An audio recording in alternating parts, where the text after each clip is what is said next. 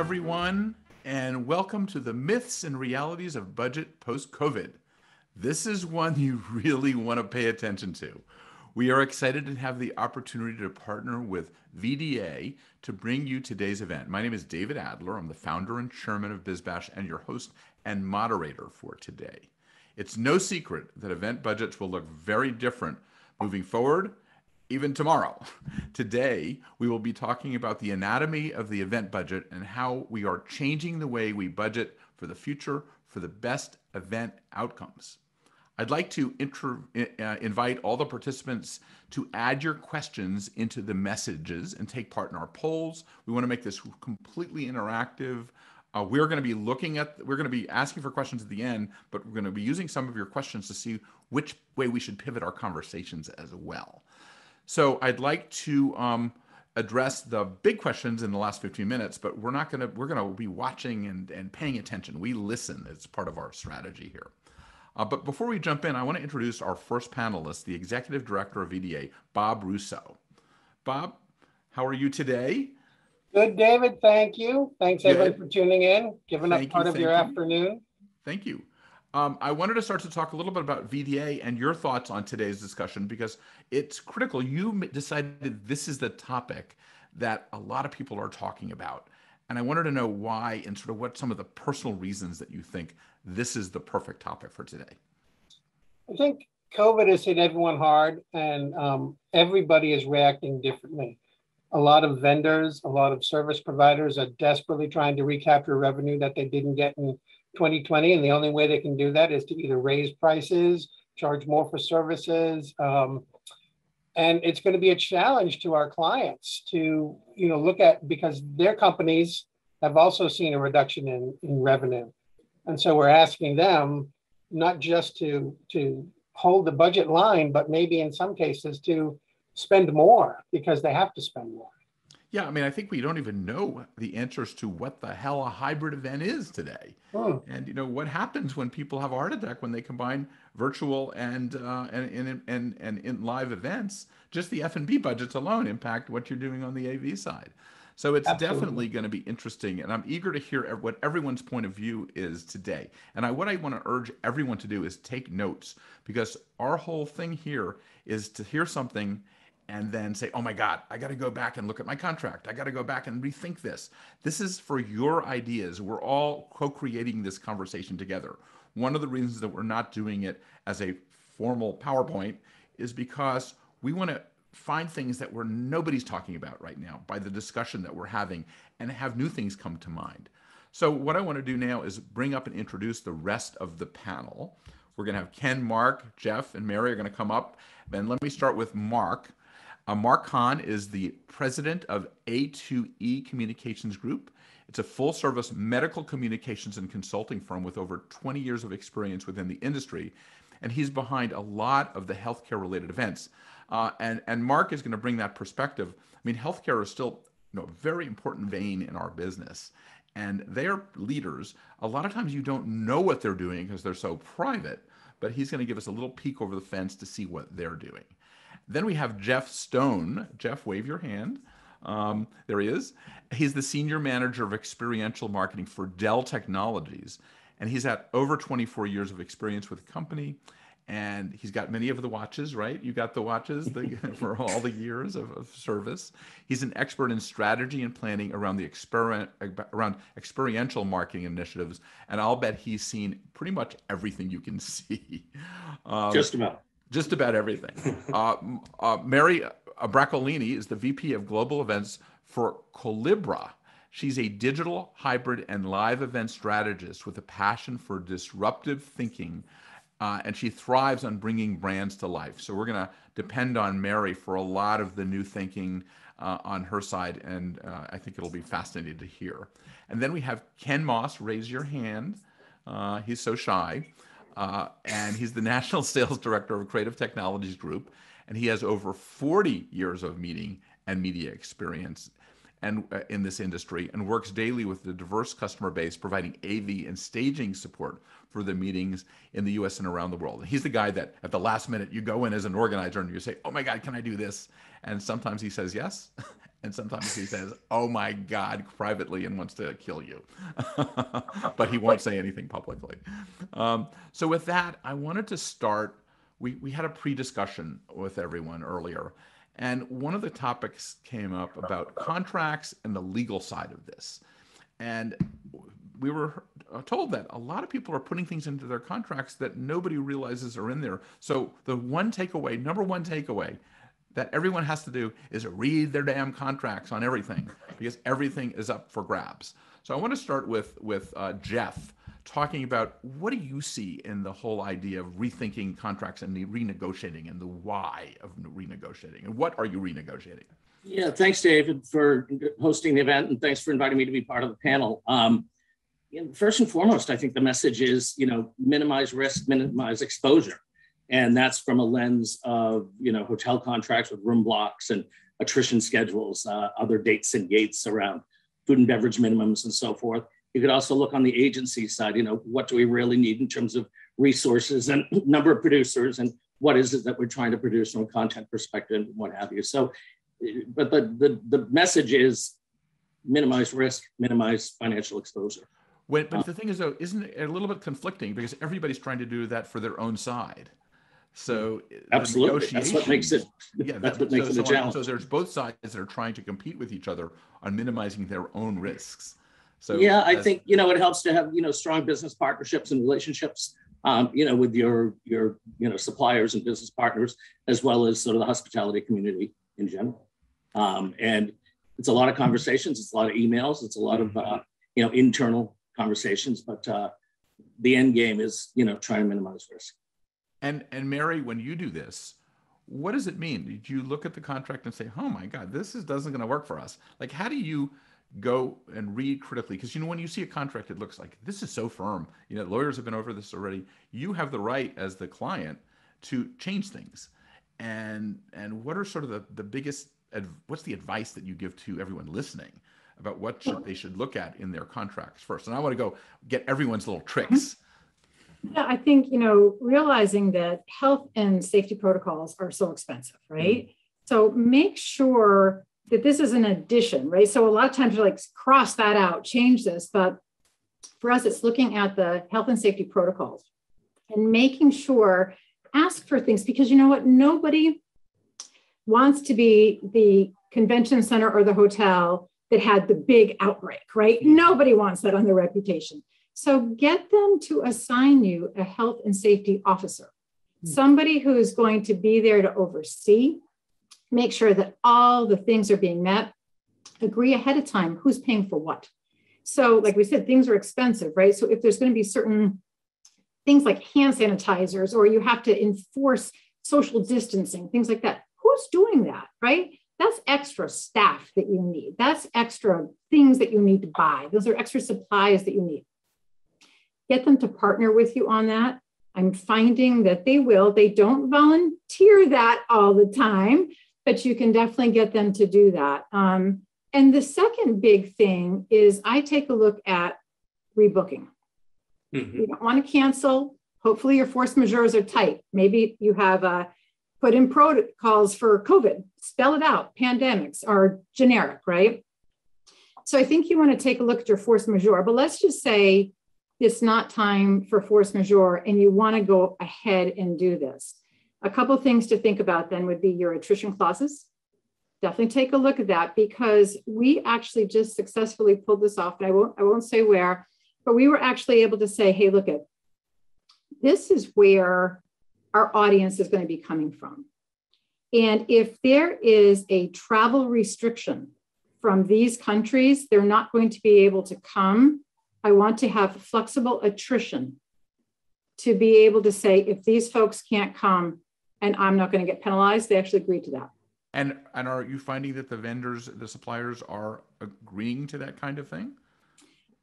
In the situation for me, yes, because it's very competitive. I'm looking further out and I have choice. And so not the same when you're renegotiating probably, an existing contract, but when you're looking at new business and you're pushing it out a little ways, yes, you can. And so again, we're having some pretty good luck with that. And then I guess the third point would be the rebooking clauses. So, it used to be, well, you can rebook in a certain amount of time, but it has to be similar scale and scope. And so now you can say, well, look, I would like to take you up on that, but not similar scale and scope. I want to be able to give you any piece of business. And then I will chip away at that. And I'm getting them to agree to that too. How important is it to jump on that immediately? Because once the contract is done, you have a harder time. You have to be very upfront. Yes. And be willing to play a game of chicken to some extent. And how far does the chicken go? Like where is the line? We're willing to go to cities that maybe we haven't gone to before. We are willing to move locations, because when someone looks at your history and says, you've always been here, you're not really going to move. And you go, no, I'm willing to go wherever it's going to take to do this right. And so it's gotten down to having contracts in my hand and saying, I'm walking. Mm-hmm. Can you give a little background on the size of meetings that you do so that people have a sense? Yeah, right now, mostly focused on 2,500 is about the sweet spot for us. Somewhere between 1,000 to 2,500, I'd say, is the sweet spot right now. And where do they pay attention? If you even have a 300-person meeting or a 100-person meeting where you're just cookie cutter, where does the divide happen in most cases? Yeah, no, it's the right combination of F&B, sleeping rooms, and meeting space, right? If you don't have that to leverage, you don't have too much. Yeah. So I see Mark jumping out of his skin to want to comment on this. Thank you, David. Yeah, right, exactly. Because they were holding back. It was so great to watch you not jump in, but I know I could. I always learn so much when I hear Mary talk. So yeah, Mary is great. Exactly, it's wonderful. And I just want to echo Jeff and Mary's comments as well. Thank you to BDA. Thank you to BizBash, David and Bob as well for having us all here to talk to the group. David, you asked a couple of key questions too, and you also made that important fact of read the contract. I will agree as well. Once you get into the legalese, it is so tough to follow, right, for me. So I also try to look to have other people who are much smarter than me read those contracts as well. And we touch on this too, especially it's such a tricky time, an interesting time, but making sure that there are people on your legal team who are going through that contract and thinking about not only us as those partners, but also on behalf of our clients to see what are the clauses that jump out. Mary is absolutely right. Once we sign, our leverage decreases significantly. If we're forward looking and planning out, we've got more that we can do and kind of push in position. And you touched on something as well, Mary, as far as location based too, and some of the protocols that have to be set up. I think about something that we did real time less than a month ago. And again, I'm in the pharma med device space as well. So on behalf of one of our clients at an annual conference where we had to jump into crisis mode. There was somebody who had tested positive, so other people were exposed, right? So there are some of those protocols that we had to immediately put into place that hadn't yet been fully established. Thankfully, the property did. So I'll also echo some of those comments too of, as you're working with a new property or new venue, see what types of protocols they already have established and what those crisis communication documentations are. Even just finding out, just testing sites as well, depending on some of our clients too, they want to bring in an outside group in, or we may want to just direct them to go to the nearest drugstore where you can get tested, especially for anybody who has been exposed. I think it's such a new and interesting day and age. We talk about kind of the post-COVID era, but we're getting back into this little bit of a gray area, especially with Delta. And especially with Delta, that's also disrupting some private internal programs and meetings, as well as some other regional conferences too, that might either be shifting to fully virtual if they hadn't built it on already, or even just canceling and postponing or pushing to another date and time. So there's so much to look at, and it's such an interesting time. I think the more that we can continue to be trusted partners to our clients and try to have that conversation up front in full transparency and disclosure, I think the better off we're going to be, because it's moving in real time. What are the 3 or 4 clauses that you should double read? I think for us, we've touched on some of them already. We've mentioned some of the attrition the force majeure specifically. I think for us as well, if we think about a year and a half ago, planning a series of meetings and waiting to find out what the county was going to do, right? Because the property said, hey, we could still do it, but what's that county going to do? And until the county makes a declaration that you can't have a program with X number of people, then we're kind of stuck and handcuffed and playing the game of chicken, right? You mentioned chicken. And it's a little bit like show my age, Footloose and tractors, and seeing which one's going to veer, because there is a little bit of that involved as well. Well, you were about to jump in. Go ahead. I think really to just cut down, it's going to be cancellation, attrition, force majeure, specific for COVID, and then also take a look at things that you are required to do by contract or vendors you're required to use. And because all those things are changing, we're seeing it changing in the marketplace now, that things that were sort of, it's always been this way, are no longer that way. What's food and beverage minimums going to be? If you've got social distancing in a ballroom that fit 500 people, I can only fit 300. Is my food and beverage minimum based on 500 or on 300? It's a conversation that needs to be had. Where are the negotiation points that you would recommend that people bring up so that they look really smart in their meetings with their vendors?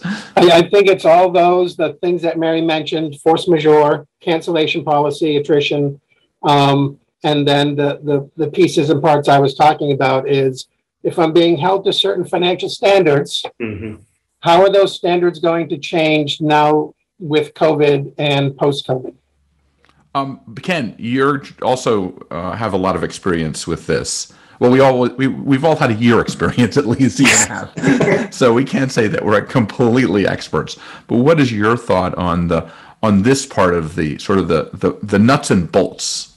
We tend to be sort of on the bottom of the food chain when it comes to contracts with venues. But for us, it's been really about cancellation. What happens if a meeting is canceled?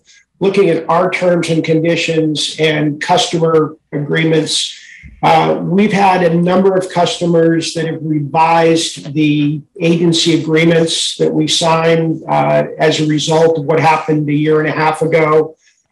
And it kind of rolls downhill. We're concerned about what happens to our temporary or freelance union employees that need to be paid.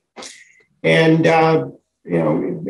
so we have that all on paper, clients have it on paper, but when something that like what happened last year happens, that stuff tends to get, it was a new field for us, and everything, nobody really knew what to do in general. I remember fielding lots of questions from freelance, temporary employees, will I get paid?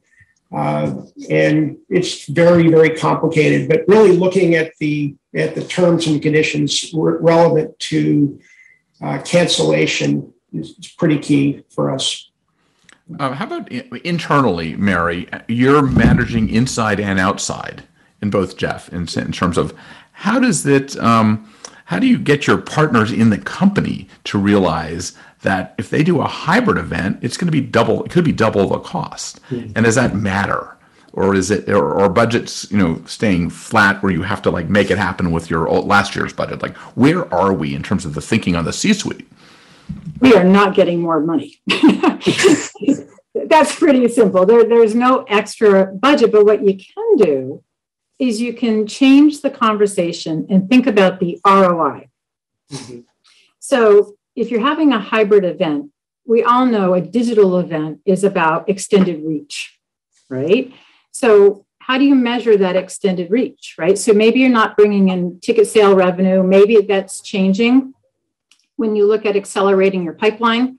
When you look at some of those other things, though, and you really look at the distinct advantage of an extended reach combination, that's what flips the conversation for us. But you're right, we are going to have to do more with less, and we are figuring out that path right now.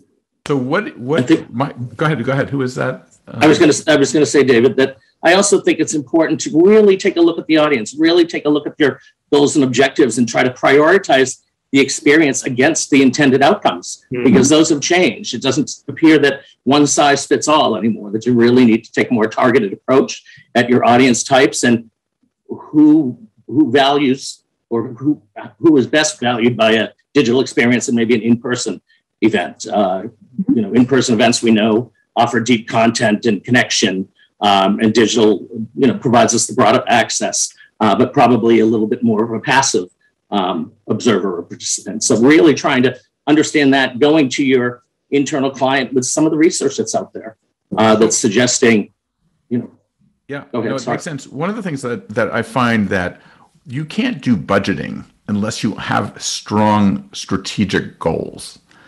How do you have to, because you go down you can't budget if you're going to decide I'm going to do everything. Strategically, when you talk about knowing the audience and things like that, how do you know your audience today? Like, what are the things that you're doing now differently than you did 2 years, a year and a half ago? Mark, do you want to sort of take? Yeah, that's such a good question, and I think where it has to start, it has to be what the objectives are, and I think I kind of push back a lot on many of our clients, regardless of what we want to do, right? And we're not holding or coordinating a program with 2,500 people. It might be 100 plus, right? On a larger scale, maybe into the 3, or even just a smaller event of 10, right? Say. So, but I think what we do is we try to push back a lot on what the objectives are and what are we trying to achieve, right? And then where is that best achieved?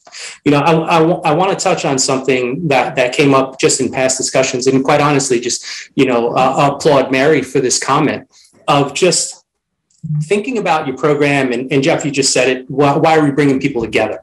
I think a lot of why we're bringing people together is because, quite honestly, we miss people, right? For a year and a half, we haven't seen them. So we need some of that, right? So, but it's thinking about, well, why do we need to? What do we need people to be together in person for? Is there something that's hands-on and important for them to be? Whereas the other part could be a little bit of just in-home learning that could occur. So, thinking about just the comment that was shared, Mary, and I'm going to applaud you again, is just, if we think about a program, it's thinking about, well, what part of that can be dissected a little bit so that we're not all together on site for 4 days or more, but it's actually 2, because we've done some of the homework and pre-learning before we've gotten there, so that what we're there for is very specific for our needs. Yeah, Bob, the question I have is why? I mean, you can recommend not even doing an event, I would assume, and that I would assume that the clients would actually appreciate that this. There are times I have said you should be doing this. If you can't identify the goals, don't spend your dollars on trying to achieve nothing, right? But I think what Mark was alluding to, and what Mary and I had a conversation about, is a great way to think about maximizing your spend. And looking at events in a different way, which is what we all need to do if we're going to continue to move forward and find creative ways to maximize the budget that we do have. And so Mary and I were talking, and we talked during the rehearsal a little bit about an idea that with the word that everyone's using is hybrid, we like to think of it a little bit more as a parallel event, parallel pathways, because they aren't the same event. They're 2 different events driving towards the same goal. Is that maybe if you've got a virtual component, then some of your breakout sessions can be done virtually as well for all of your attendees. And then your time spent on site, instead of having a 4-day event, you have a 2-day event. And it changes the conversation. From a budget standpoint, you're drastically reducing your heads and beds and your food and beverage budget. You're drastically reducing the cost of some of the crew on-site costs and things like that. It also changes the conversation, and because now you've got people who have already sat together and learned the topic in a breakout. And so now when they come together live, instead of going and learning, they're discussing concepts, right? They're getting deeper into topics, because now they're saying, well, I was on that same, virtual breakout as you, and we talked about this, this, and this. What do you think about that? So the peer-to-peer learning and exchange is now heightened because you come preloaded to your 2-day event instead of going to a 4-day event and trying to get there. have a question that I sometimes ask my customers. Do you want to do a TV show with a studio audience, or do you want to do a live event with a streaming audience? And it's a different way of looking at what we do. When we look at the entertainment we watch at home, has some production value, hopefully, but it's watchable. And I can't tell you how many times we have streamed the general session to the internet, not knowing if anyone is watching for 8 hours a day. Can't be good. Money spent. Jeff and Mary and Mark, what do you think agree with that, assuming that hybrid is no longer that is like the devil? Yeah, I think, your digital experience, be it part of a standalone digital or a hybrid, absolutely needs to be treated as, a valued experience, particularly if it's bundled in a hybrid approach. They're not the exact experience, obviously, but it's not a second-rate experience either. And you need to do, what we've learned. We've had a lot of learnings over the past year, probably more so than, in recent history in the industry. And I think, what's come out of it is just the need to connect. If I'm doing technical training online or, which is part of a digital event, it's important that I hear from peers. It's important that I hear from subject matter experts. I used to hear from those people in the physical environment. So how is it that I can start to learn from them in the digital environment? Is it more stripped down now? Are you saying that people are accepting more stripped down, but they're connecting things as opposed to the glitz and the glamour? I think it's opposite, David, that pre-COVID, it was that fly on the wall streaming that Ken was referring to, right? So it's just put a camera at the back of the general session room and we're going to stream that out and hopefully someone watches. We don't know if they do. We don't know if they don't. I think that the past year, audiences have become far more savvy. Attendees on the virtual platforms are going to demand that their content is created for them, that their content is curated. It's targeted to them in ways that they can access it. It's convenient, it's personalized, all those things, because the other way made them second-class citizens. I'm the virtual guy watching it on the camera feed, and oh well. Everyone gives all the love to the people with their butts in seats. That can't be the case anymore. We need to give the same consideration to those virtual attendees because they're going to be a large part of our audience moving forward. I have a bunch of questions which I want to go in right now, and because I think we want to make this as real as possible. So we have one of them that says, can you guys talk about the contracts for speakers and entertainers? Who wants to go into that world? Who is our Mark? Anyone? Yeah, I could jump in for speakers and entertainers contracts. I think principally a lot of what we talked about initially still stays the same. Start by reading that contract, start by pushing back on some clauses. And if there aren't any in there, start to get some in there. Because in the event that the program is canceled, how soon before, what is the percentage of the fee that we will lose, right? And will have to be paid.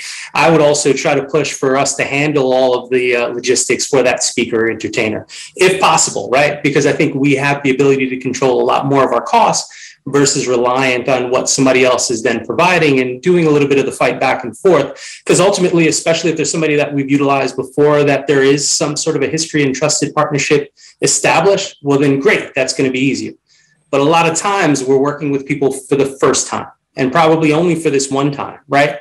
So I think it is going to be, again, going back to principally a lot of what we talked about, whereas reviewing it, reading through that, giving it to somebody who might be a little bit more professional from a legal perspective to review that contract. But then it is a lot of the cancellation clauses. And I think the cancellation clauses come into play for us. And, Ken had just a lot of great points from a production standpoint.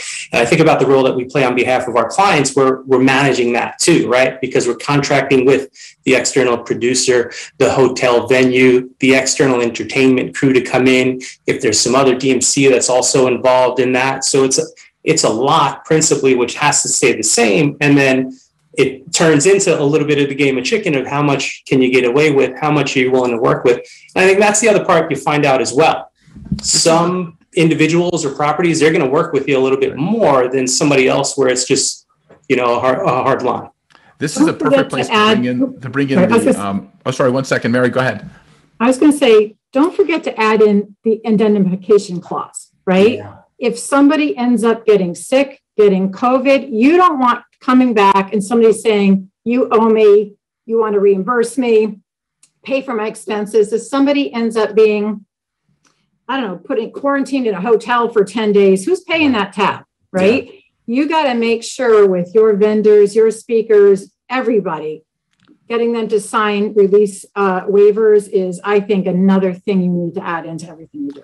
So Mary's just saved everybody a ton of money by listening to her. So please listen. Ken, we talked about remote as a way of cutting the budget for speakers and entertainers. We had a big debate over this beforehand. Do we want to tee up the? Yeah, Isaiah, can you bring up that picture? Maybe he can. Isaiah, are we putting? There we go.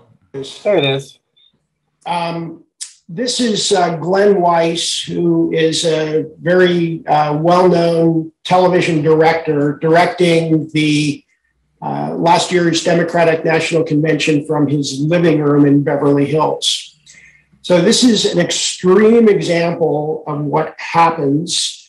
Essentially, the equipment that he would normally use on site was brought into his house, and as well as all of the signals from wherever they originated were brought in.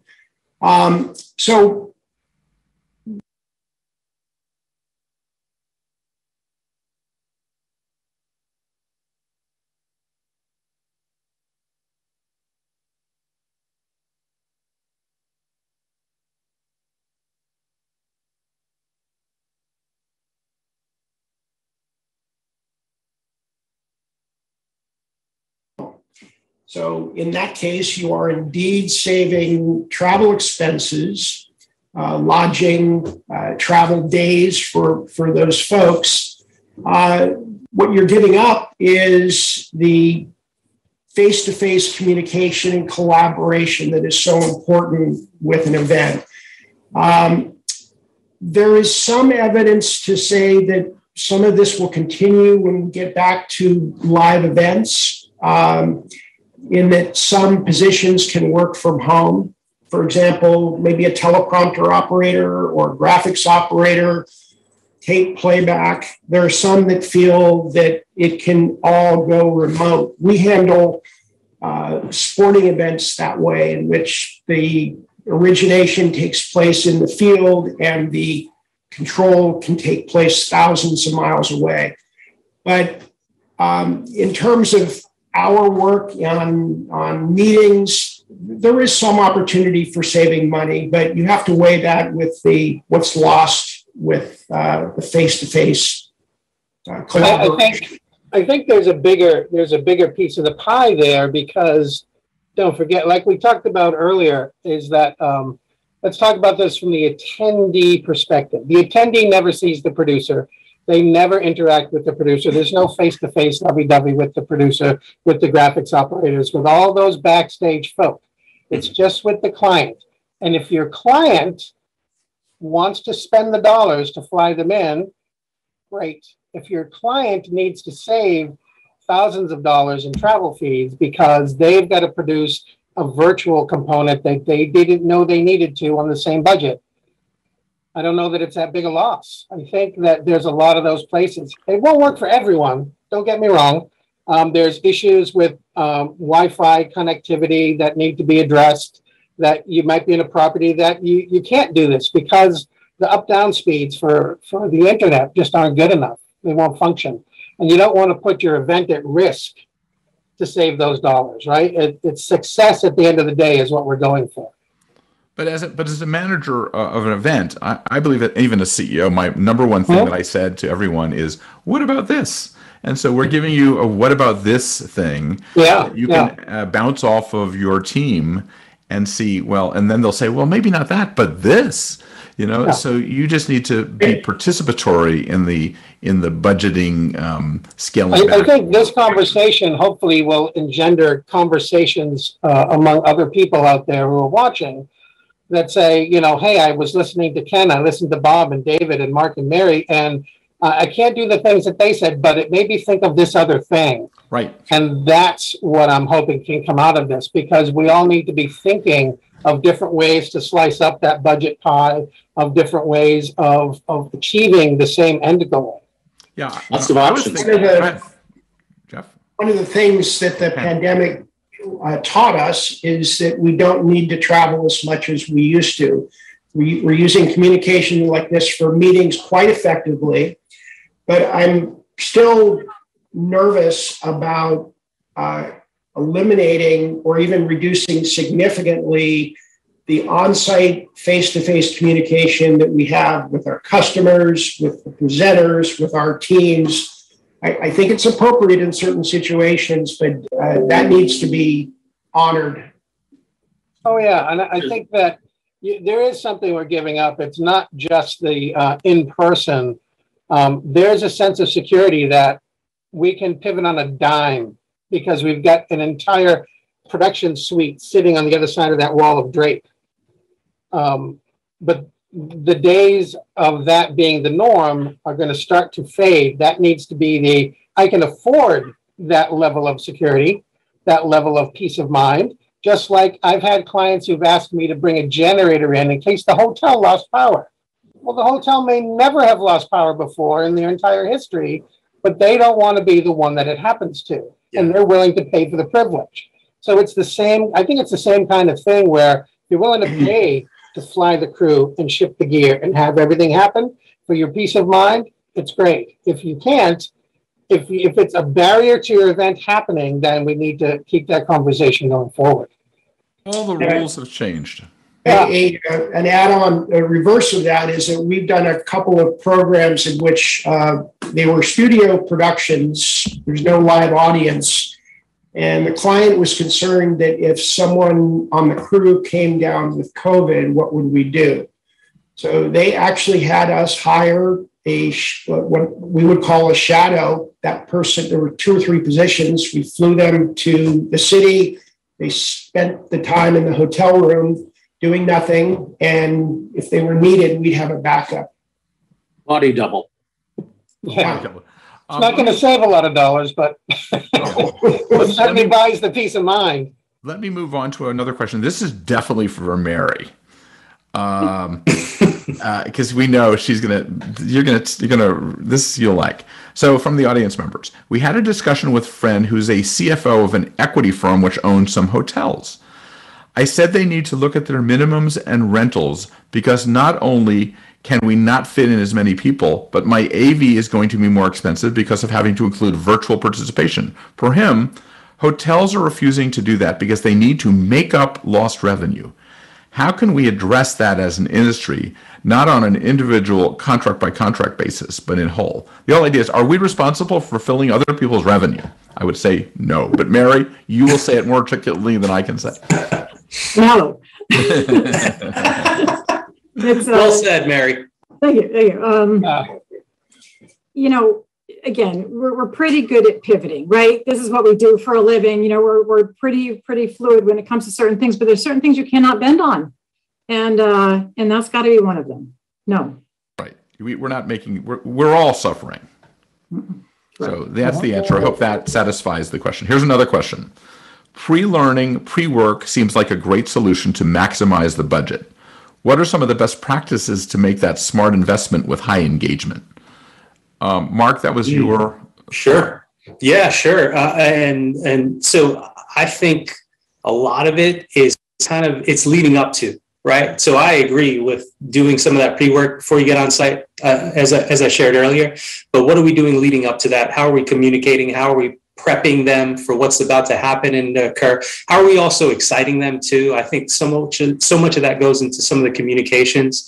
I think a lot of it too, I'm a big fan of just surveys in general, and ask anybody on our team as well as some of our clients. It's just the more that we can ask and find out and try to uncover one, what's most important, but also try to prepare our audience for the engagement and the interaction that we're about to have, the better off I think that they're going to be to then just be a little bit more receptive, prepare themselves, and be prepared to answer some of the questions leading up to that, right? So I agree 100% on doing some of that early learning and trying to be a little bit more specific as far as what do we really need to bring people here for.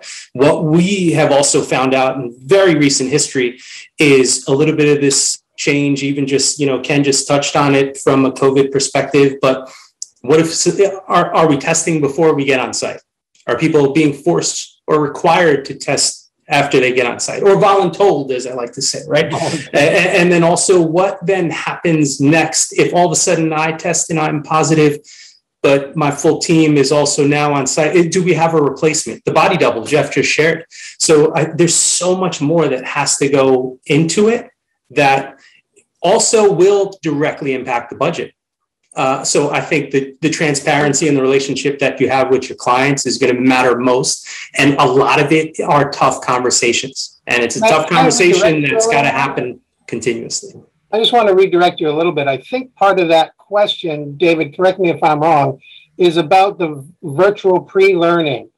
So I think important to that, what you're saying is that when you're looking at virtual, you're choosing the proper platform, a platform that allows some interactivity, a platform that allows you some data tracking so that you know who has participated and who has not.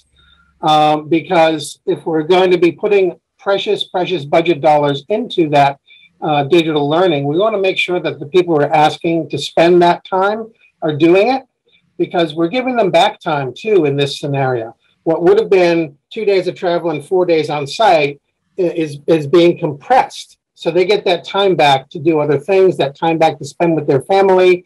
But we do insist that you spend that hour in your breakout session online. We do insist that you pay attention and that you participate. And so that when you do come on site, you are ready to discuss. You have meaningful, right? It's meaningful, it's engaging. The fun of sitting in a ballroom with like 250 other people listening to somebody was never the fun part of it, right? It was the engagement. It was asking the live Q&A, right? Right. It was getting the interaction. I think the idea that maybe I don't have to travel for an entire week, I can travel for 2 or 3 days instead, makes me happy. I'm willing to put in the time up front to take some of these classes so that I'm there to do that engagement with the people that I want to engage with and not waste it sitting in a room watching. When you say engagement, I mean, I believe, my personal feeling is that the whole purpose of big events is to somehow scale intimacy. So if you can scale intimacy in advance by using not only for education purposes, but for networking purposes, and get people, like we're really buddies. We want to now meet each other. I mean, that's like, we want to go on vacation together and get a rental house. We just want to go on your cruise. What you want to do when you go to the event, right? That's right. I think, David, that, a lot of the feedback that we've heard over the past year is that, through those digital experiences, it is that those chat rooms that need to be enhanced, I think, so people have a better sense of relationship building and some of the peer-to-peer exchange and, asking questions of subject matter experts that really needs to, level up, if you will. Yes. Just so they're more meaningful. It's event specific too. I think you need to take a hard look at what type of an event you're producing. Because if you're producing a sales incentive event where the payoff is really, let's go to a fabulous, beach resort and have golf and big parties and dinners every night, that's not going to happen online. So that's going to have to be compressed into your live event part.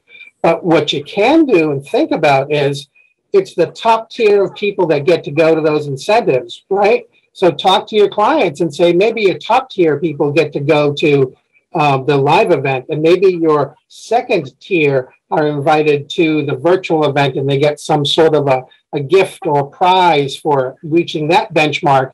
And that's an impetus to, wow, I really want to get it and go to the live event as well next year. Okay, I'm going to give you my soapbox for one thing. I believe that the one missing ingredient in all of our events, I think event organizers have to be more collaboration artists, and that the facilitation is lacking in a lot of events to get people to have the girls dance with the boys at the high school dance, you know. And so I think that's one of the missing skills that people should be focusing more on and understanding more, because it is all about the social physics of how ideas flow. And I think one of the things we're doing is worrying about the physical structures and not the soft side. And I think, and that's just my my personal sort of. So I think we all agree. Let me go back. We got a lot of questions coming in. So Excellent. Here is, contracts are now really stressing and having to use in-house AV services with minimum AV service costs, or paying a percent to bring in an outside service. What is the best way to combat this? Redline it out and write dialogue into the contract that outside services will be brought in by the client and no penalties will apply. Now, this is a hot button one. Who wants to tackle this? It's a pre-COVID hot button. It's not just a post-COVID hot button. Boy, this is nothing new, but what we're seeing post-COVID is that they're increasing, and the big providers like Encore, formerly PSAV, are increasing their vigilance on this. In Las Vegas, many of the venues are claiming exclusivity on all labor and making even an organization like ours go through them for the labor at inflated rates. The best thing that people can do is just say no. You have to read the contracts, of course. You should never sign a contract that has that. But you know, I've seen a number of customers just refuse to accept that. It's ridiculous. It's restraint of trade. It's not healthy for our industry, and the people that are paying the bills are the ones that have the ability to change that, I believe. Mary, you're good at no. What do you think? Yeah, that's back to the game of chicken. I'm going to walk if they demand that. Yeah. Really? So there's a story that I shared in the rehearsal that I'll share again real quick for the audience, in that I had a client who was trying to run an event, and she didn't read her contract. She signed her contract, and the contract gave the in-house AV provider exclusivity for breakout sessions.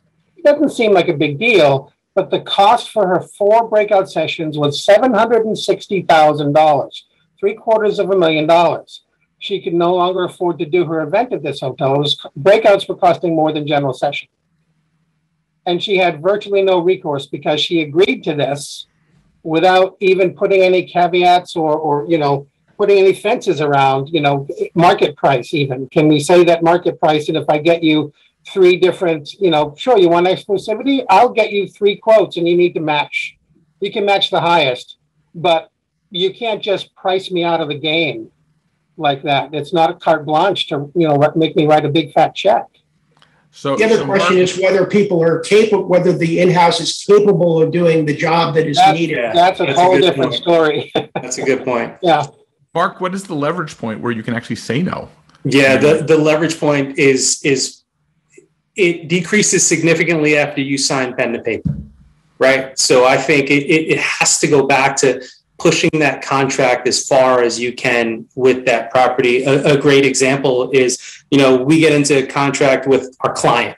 Now we're coordinating a program and an event on behalf of them, right? And now we're engaging into these contract discussions with these properties, with these companies to support that. And we have pushed that off until the very last moment, have continued to follow up and say, let us know if there's another group that's looking at this property, so that we know that we've got first right of refusal. And if we need to hurry up and just sign on behalf, we can do that. But I think it goes back to just trying to push it off as much as possible and trying to get more in there and more clauses in there that are going to cover us, as well as our vendor partners too, right? So even from an AV standpoint, we're trying to cover them because there's costs involved. There's time. Ken touched on it. There's people. You've got a few different crews and they're at different locations during that same date, and they've got to get people in There's also equipment that has to be reserved as well. So I think it's trying to push it off as much as possible until the last minute to then sign. Then we're at least saving ourselves in the long run. It also depends on the situation. If you have flexibility, you can sweeten the pot and say, take this out.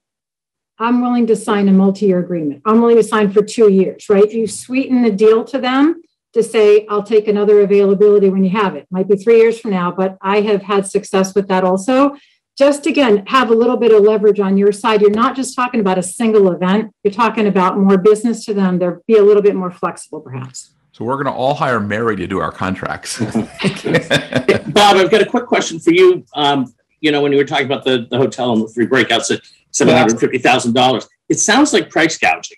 And there are laws against price gouging. So I'm not sure if there's a legal opportunity there to pursue that. But, you know, it sounds pretty bad, particularly if you can get 3 proposals that to compare against. But I think they know, Jeff, that they have you between a rock and a hard place, because if you've got to execute an event in 3 months, how does that help you trying to go through the legal system to get some judgment? And it's not going to happen in time for your event. So long term, yes, absolutely. You could say no based on that. But again, that's pre-signed. Once you've signed. Right. Well, another factor to consider going forward is that our industry, the AV industry in particular, is going through kind of a labor crisis. There is a shortage of qualified technicians and management people that work in hotels. They are all short-staffed. They're trying to extract as much money out of us as they can, but they're not providing the support. They're not providing the service. The hotels in Las Vegas are claiming exclusivity on IATSE labor at twice the price, and they're not even managing them on site. They're refusing to manage them. They're saying to the customers, you manage them. You're not getting the service. Right. We've been talking about the contract and performance in terms of the client, but there's the performance elements of the property or the venue. And, you know, where's the buck stop there? Are you thinking that you're seeing a loss of quality in that side? I mean, they're rusty for one thing. You can't pick up an industry publication without seeing that there are, you know, employee challenges in hospitality, be it front desk staff or banquet staff or AV staff, everywhere. And if they're not delivering on their promise, let me move to one important question that I've gotten from our backstage people that says I must ask this question. We always like to break the fourth wall too. So thank you, Michaela. What do we do with clients that can't afford those extra layers of security or a polished production look, but desire to have a safe and engaging event? Any tips for that? Like, how do you do this at a minimal, viable event today? Like, what? Any thoughts on that, Bob? Do you have you're shaking your head? I'm shaking my head because it's a question that I'm asked on the daily by clients. Just like, and everyone's crying poor. The venues are crying poor. The labor providers are crying, we don't have labor, and we're going to raise your rates because we're crying poor. Production companies are crying poor. Everybody's poor. So, including the client side, right? And I think that rethinking your event. So when the person who asks this question says, I really want to have this high level and this well-polished event, my question is tell me the goal that you're trying to achieve with your event. And is everything that you may have done for it in service to that goal? Are there parts and pieces we can cut out that aren't serving achieving your goal? How can we streamline? Because that is the other place where your budget comes into play, is trying to streamline what we're doing. Don't look at it as offering less or doing less. It's cutting out fat. It's cutting out extraneous things, cutting out duplication of effort. I think that's the next place you need to look with your red pen. So what to make those hard decisions? What do people do? What are people cutting out? And cutting out some entertainment. Yeah. Shortening the program, right? What else? Trying to think what else.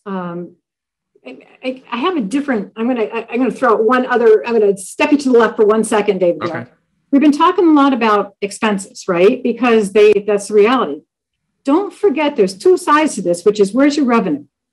And in many cases, I know I've had to cancel out of some trade shows because they've just been canceled, right? I've got that money sitting there.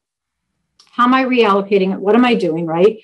So we keep going back to spend more money on the right folks, less on the wrong ones. So you don't maybe achieve your same budget that you had before. Stop the peanut butter spread across all events, put them into the few you really care about, but stop and think about what you can do for revenue. Sponsors are there. Maybe you're offering some engagement opportunities that you didn't previously do, right? Maybe it's not just like, oh, click on a tile and pretend there's a trade show there. Now get over that, but there's better ways to do that, right? But if you think about finding ways virtually, finding ways live to connect your sponsors with your customers, you will get more revenue. And that gives you more that you can spend on some of these other things. Are you doing something like, I've heard that one of the biggest trends going on in events is the deconstruction of the audience. The way you do a recipe, for example, like people are like breaking out the cheese from the salad. And are you doing that? Are you finding that that's a way to go to make it more efficient as opposed to, like, it used to be we were creating these big umbrella events where you had multiple communities under that, right? And now we're saying that community we can just handle digitally. Nope, this one we have to do live. This one we'll shorten it up, right? So we really are pivoting in terms of the definition of what each of our events are and how we're attracting them. And then we're figuring out what is it that each of them needs to come away from here and say, I got what I wanted out of it. So it's really rethinking the customer journey. For sure, it's not always going to be linear, right? So there's going to be some things that people want that are different from others. So we really are spending an awful lot of time actually on personas right now and figuring out who needs what and what's that frequency going to be. Yeah, that's a big part of it for sure. So you're really thinking strategy first, obviously. Yeah. But the personas are really fun to do, and it really is eye-opening. To figure out the personas, and you probably found, I'm asking Mary, some of the personas were not as effective as others, that you didn't need to have them at your event. Were there any sort of really start to separate out the nice to haves and the gotta haves, right? It's one part materials, right? Because we just went through this with a national sales meeting where we're purchasing masks, we're purchasing sanitizers. We're also identifying where, some other things that we need to bring in are, but then the other part is also the time. So we're not only thinking about those hard costs from an expense standpoint, but also your time. And I think a lot of times as well, like we forget, and, forgive me, because our team tells me stop giving out coupons, but, we forget about that because a client and great relationship and they're asking you to do something, you're just going to do it. And here's the expense to pass through. But there are those materials that are hard costs that have to get into, and you brought it up perfectly. We need a COVID line item in our budget as well, separate from the print production. When we get back, I think it should be a head count. And a head count. What I mean, sorry, Mark, is that number isn't a percentage of your event budget. No. I think we need to identify is it's a per head cost. Well, let me break in for a minute. I want to apologize for everyone that was listening. There was a storm that went through our production schedule. Awesome. So we're back. We're back on, which happens at every event. We're cool, calm, and collected, as we know. And but I wanted to thank everybody for their patience. It happens to all of us. Aren't you glad it didn't happen to you, if you're listening? But we were just talking about the idea of what is the line item percent for COVID when you do a budget. Do you want to, Mark, do you want to go back to your answer a little bit on what you thought about it? And then I'd like everyone just to say what they think the percentage should be. Sure. And, I'll echo a little bit of what Bob just said. It's not as much about the percentage, but what that unit cost is. And I think we're thinking through what the expense part of it is. And, hard materials, sanitizers, masks, sprays, so that we're cleaning things down, wipes, all of those things that we're going to have to bring in, not necessarily rely on the hotel, but also the time that it's going to take to also source some of these things, get them in, and then also identify, just as I shared earlier, where's somebody going to go to get a test? So I do think that with all budgets right now, we have to think about what is that COVID, not necessarily crisis management, but pre-planning that we need to include in there that's going to count for our time and preparation, but also some of those hard materials. Are you saying, could it be 10% of your budget, 20% of your budget? Or I know it's hard. I think it might depend on the size and people. I think 10% sounds good and real and right, but so much of this, as we've all learned, is so fluid that might not be enough or too much. Yeah. Yeah. Mary? I was going to say, I would add on top of everything Mark said, right? It's like, what if you're going to do testing every day? What does that add to it, right? So it's not necessarily what the government mandate is. It's going to be what makes you feel like you've held a responsible event. And you can go way over the top and say, I'm just going to have one person in each ballroom, right? And it's going to blow my budget out of the water. So it depends on, like, to what extent are you doing it? Is it really just masks, for example? Is it social distancing, which means you need twice the amount of space for what you're trying to do? So it's I can't give you a percentage because it really just depends on the event. I think it depends on how deep you want to go, because the COVID cost can hit you everywhere. Think about, for large scale things, if you've got buses and transfers for people, 50 people on a bus, unless you're social distancing, then it's 25 people on a bus. Does that mean you are adding more time to move people because you're using the same number of buses? Or are you doubling the number of buses? Right. What about even just the technology, right? To say, okay, you had your last COVID test at 8 a.m. on Tuesday. It is now a certain time. It's time for your next COVID test. Who's paying for that technology, right? So everything from attendee management to the buses, Bob, to Mark, it's just like you can really, if you're a super, you could say responsible person or paranoid person, however you want to look at it, right, man, you could spend your whole budget on that if you wanted to. The last question I'd like to bring up, this is controversial, I guess, but our vaccine mandate, does that work in our industry to come to your event?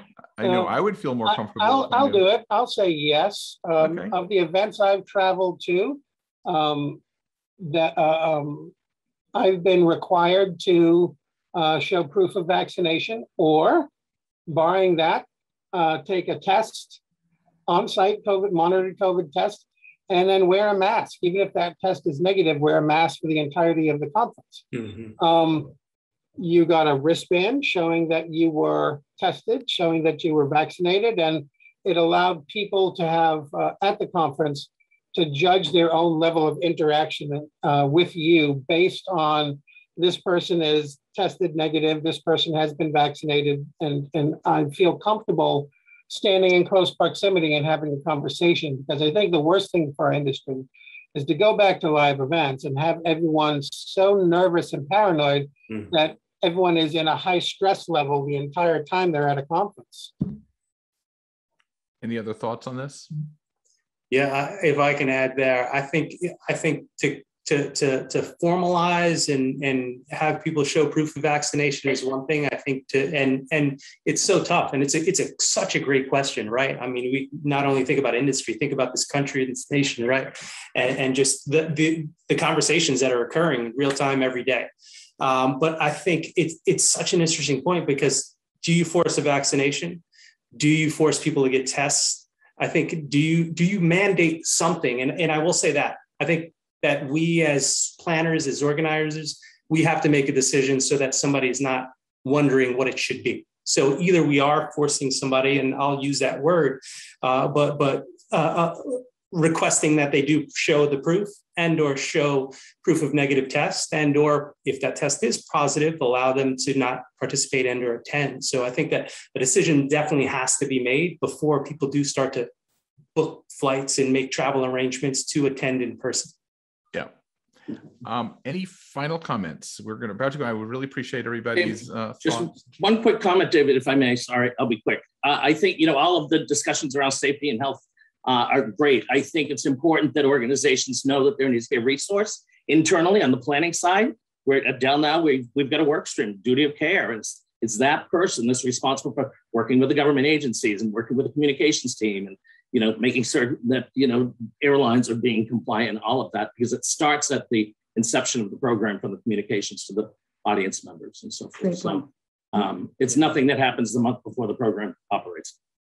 No, it needs to be baked into the program from the inception of the idea that we're Correct. going to have an event.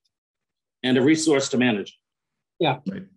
Bob, do you have a final comment? And then I'll sort of say goodbye to everybody.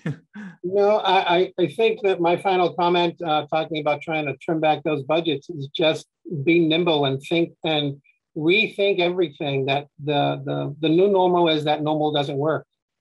That we can't go back to the way we used to do things. They need to all be rethought, and find different ways of achieving those goals that might be more cost effective. Yes, I totally want to thank everybody for participating.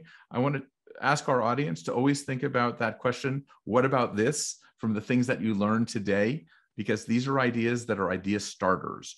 This is like the Reddit Ask Us Anything chapter we did today. And I think we could be going on all day because it's so fascinating. But we can't, because we have to actually go to work. So thank you guys for participating. And we look forward to doing this again shortly. Thank you. Thanks, everybody.